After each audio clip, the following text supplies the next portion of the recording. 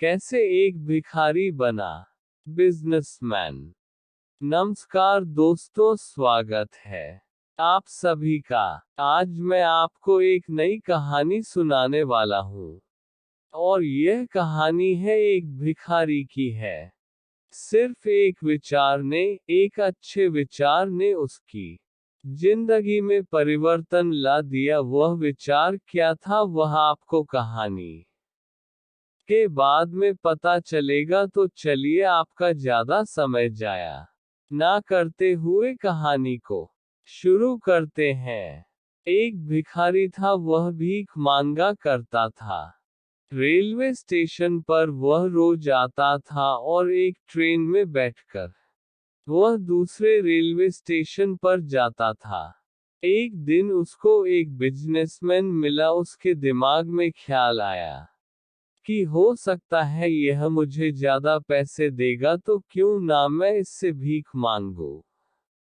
जब वह बिजनेसमैन के पास गया भीख मांगने के लिए, तो उसने उसको भगा दिया और जाते हुए कहा कि कितने बेवकूफ आदमी हो तुम। मुझे ये बताओ कि तुम्हारे पास मेरे को देने के लिए क्या है, जब खुद तुम किसी को कुछ दे नहीं सकते। तो मांगना छोड़ दो। दोस्तों, भिखारी के दिमाग में यह विचार कौन था।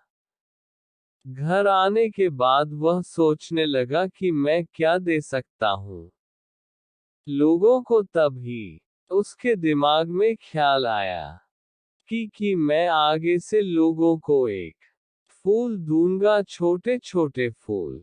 जब भी वह लोगों से भीख मांगता और बदले में उनको फूल देता, लोग सोचते कि यह भी भिखारी कितना अच्छा है। पहली बार इस तरीके का भिखारी देखने को मिला है जो बदले में फूल देता है। अब दूसरी बार वही बिजनेसमैन उसको मिला। उसने उसको भीख मांगी उससे, तो इस बार उस बिजनेसमैन ने उसको पैसे दिए और बदले में वह फूल ग्रहण किया। और बिजनेसमैन ने ये कहा कि हाँ, अब मैं तुमसे ये कह सकता हूँ कि तुम एक सच्चे बिजनेसमैन हो, क्योंकि जब तक तुम दूसरे को दे नहीं सकते, तब तक दूसरों से मांगना छोड़ दो। दोस्तों, वह भिखारी रेलवे स्टेशन पर बाहर आया और वह जोर से चिल्लाया हो कि मैं भी बिजनेसमैन बनके दिखाऊंगा।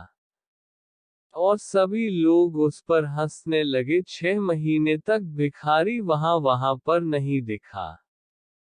और अगली बार जब वह वापस ट्रेन में आया, तो उस व्यक्ति से उसकी वापस मुलाकात हुई। और इस बार वह दोनों व्यक्ति सूट बूट में थे। और तीसरी बार जब वह भिखारी उससे मिला, तो उसने बिजनेसमैन को कहा कि हम तीसरी बार मिल रहे हैं। बिजनेसमैन ने कहा कि नहीं, पहली बार जब मैं भीख मांगता था, दूसरी बार जब मैं आपसे मिला तो मैंने आपको फूल दिया था, बदले में आपसे पैसे लिए थे।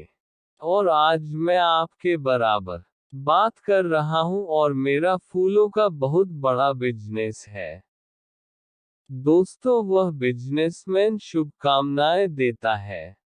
तो इस कहानी का मूल संदेश यही है कि एक विचार, अगर आप खुद को बदलना चाहते हो, तो खुद को बदलने के लिए सिर्फ एक विचार पर्याप्त है।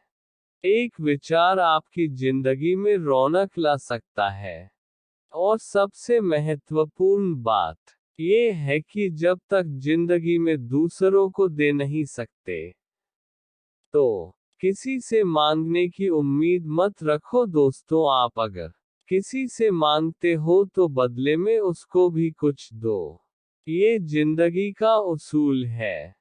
मुझे उम्मीद है कि यह कहानी दोस्तों आप सभी को अच्छी लगी होगी। आपको यहाँ पर ढेर सारी कहानियाँ मिलेंगी।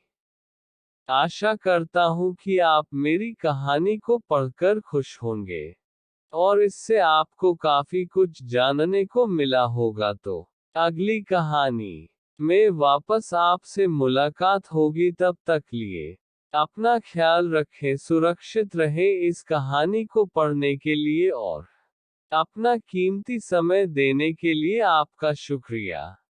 तो ऐसी ही कहानी सुनने के लिए हमारे चैनल को सब्सक्राइब करें, लाइक करें और शेयर करें।